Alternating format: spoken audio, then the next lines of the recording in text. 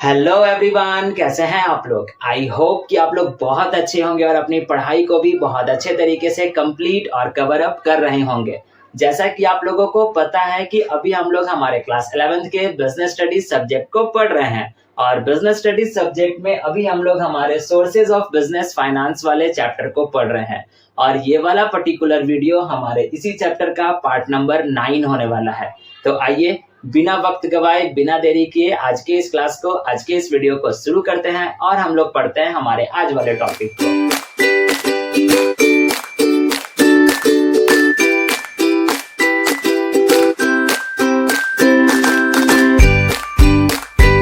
जैसा कि मैंने अभी आपको बताया कि आज के इस क्लास में हम लोग हमारे सोर्सेज ऑफ बिजनेस फाइनेंस वाले चैप्टर के पार्ट नंबर 9 को पढ़ेंगे। सो बेसिकली इस वाले पार्ट में, इस वाले वीडियो में हम लोग कौन से टॉपिक को पढ़ेंगे, तो इस वाले पार्ट में, इस वाले वीडियो में हम लोग इस चैप्टर के मोस्ट इम्पॉर्टेंट टॉपिक को पढ़ेंगे और मोस्ट कंफ्यूजिंग टॉपिक को पढ़ेंगे, जिसमें बच्चों को हमेशा अक्सर कंफ्यूजन रहती ही रहती है। और वो टॉपिक कौन सा है? वो टॉपिक है हमारा international sources of business finance.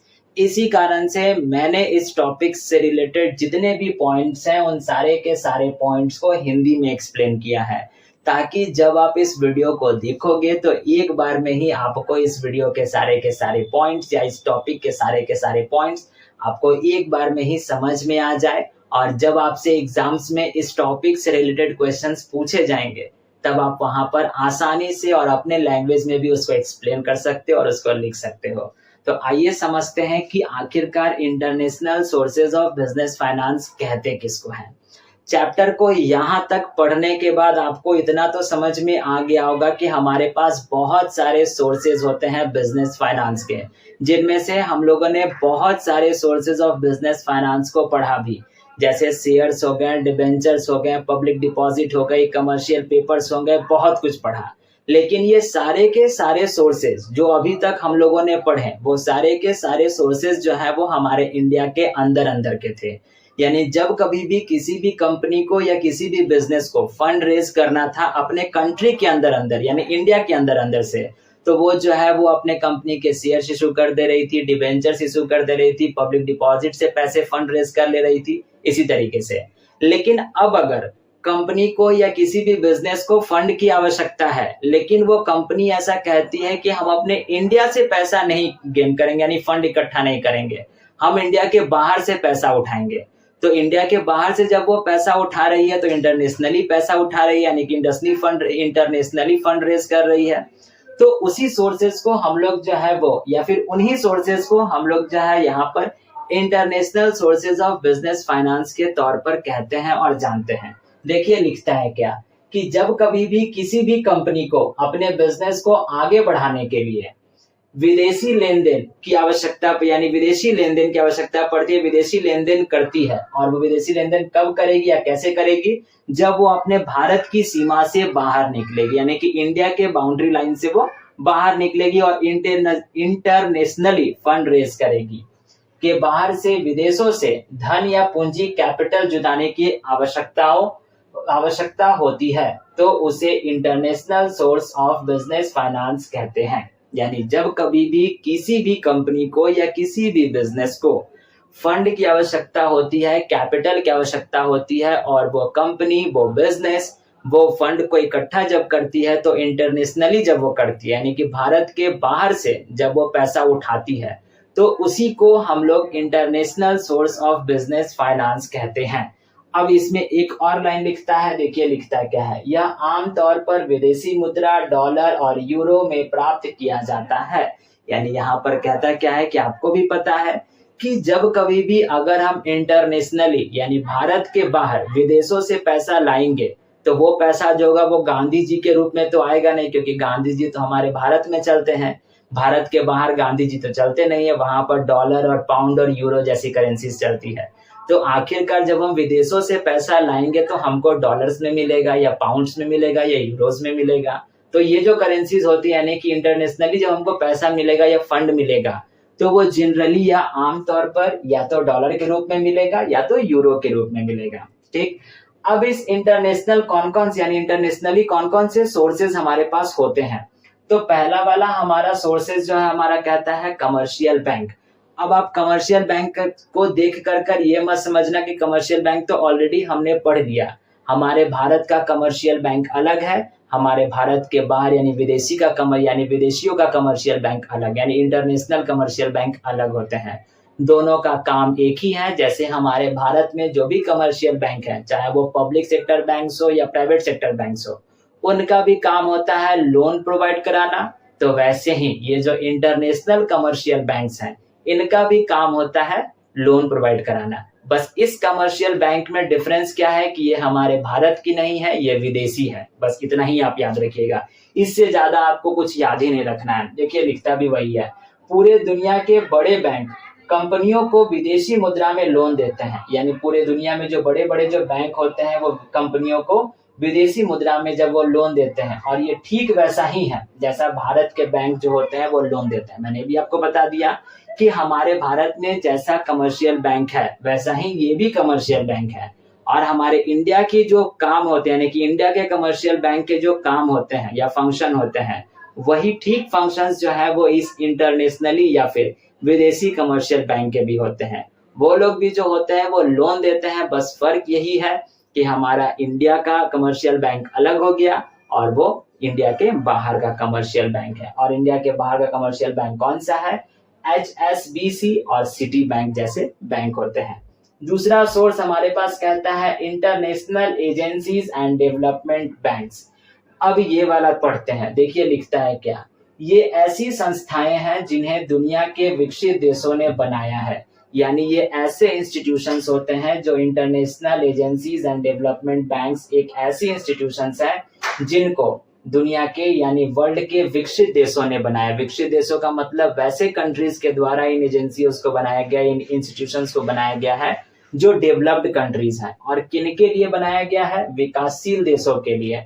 विकासशील देशों का मतलब हो गया वैसे देश, वैसी कंट्रीज जो विकास की ओर आगे बढ़ रही है। जैसे कि हमारा इंडिया एक ऐसा कंट्री है जो विकास की ओर आगे बढ़ रहा है।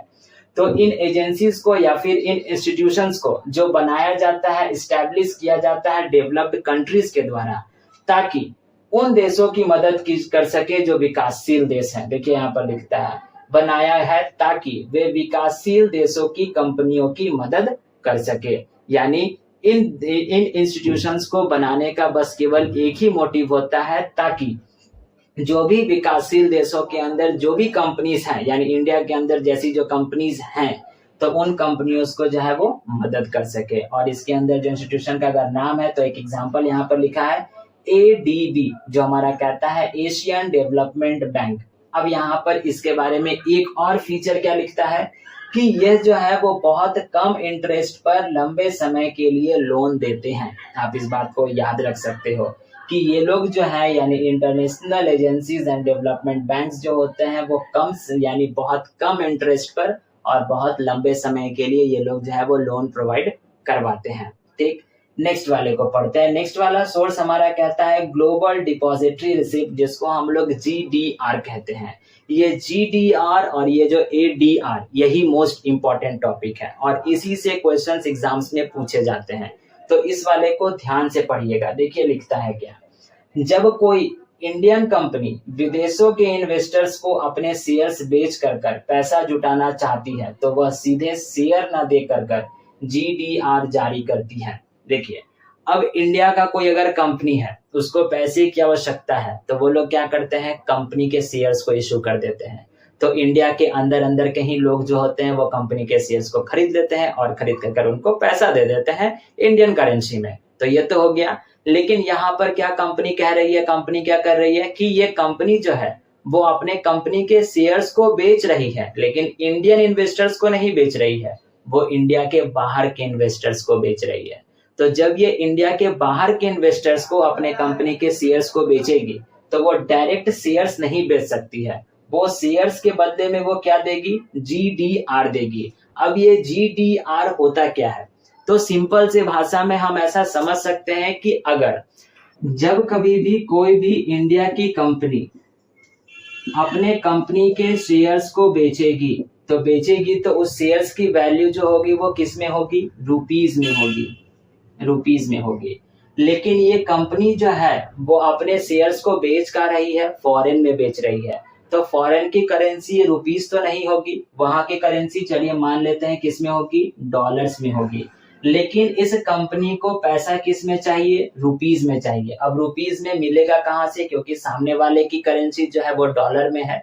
तो इसी को यानी इसी क्राइटेरिया को पूरा करने के लिए बीच में एक हमारे पास आता है डिपॉजिटरी बैंक।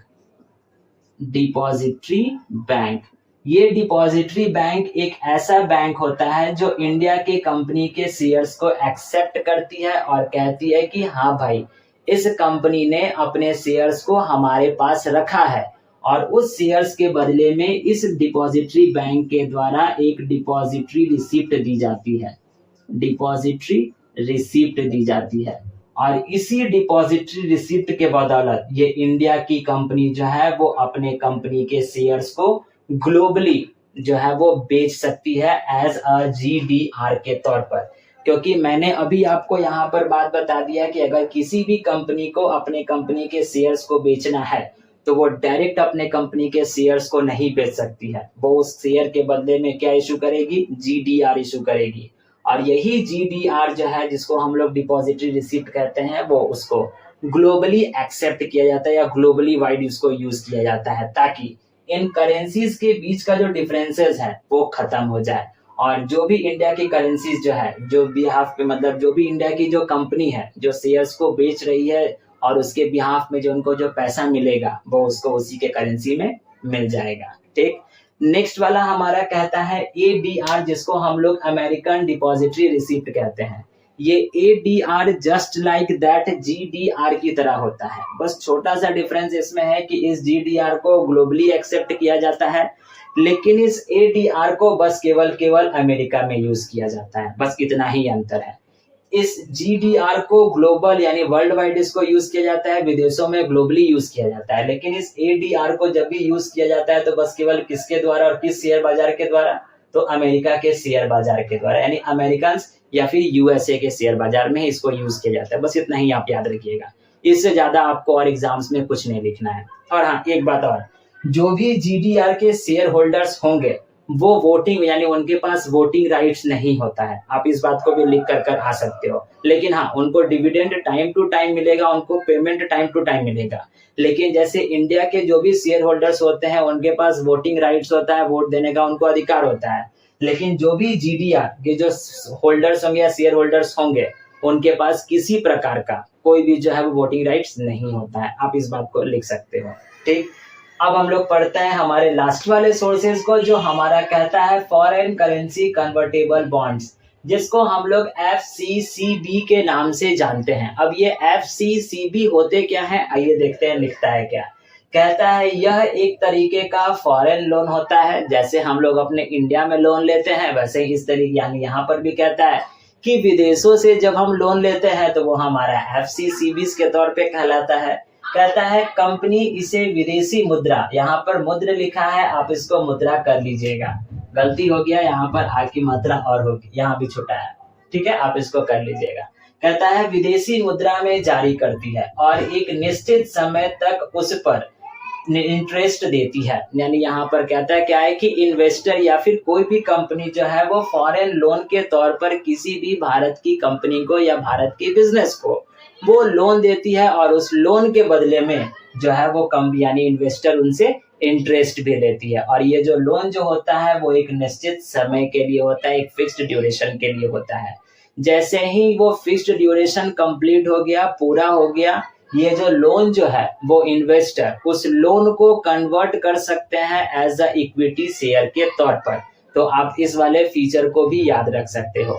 तो यही थे हमारे पास international sources of business finance. I hope कि आपको सारे के सारे सोर्सेज और ये international source of business finance वाला टॉपिक अच्छे तरीके से समझ में आ गया होगा।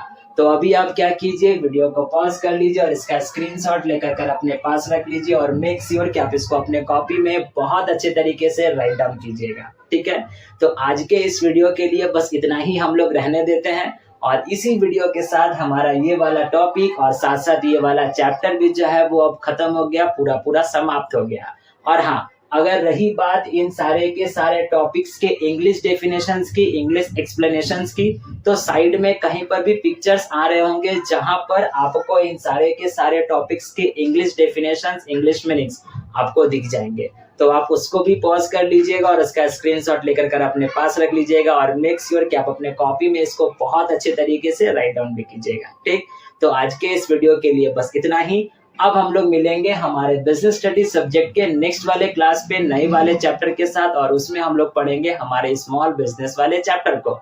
ठीक है, तो आज के इस वीडियो के लिए बस इतना ही। अगर आप वीडियो को यहाँ तक देखे हो, ये सारे के सारे पॉइंट्स, मेरी बातें अगर आपको अच्छे तरीके से समझ में आ गई हैं, तो वीडियो को लाइक करके जाइएगा। चैनल पर नए होंगे तो चैनल को सब्सक्राइब भी कर लीजिएगा और अपने फ्रेंड्स के साथ शेयर भी करते जाइएगा।